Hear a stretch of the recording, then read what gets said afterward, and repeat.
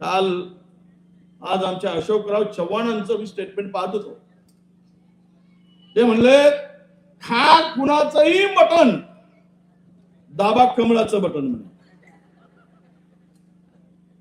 आता मलाच कळलं नाही की अशोक चव्हाण आयुष्यभर दाबून काँग्रेसचं बटन घालव, दाबून, आणि आता खा कुणाचंही बटन म्हणताय. पहिले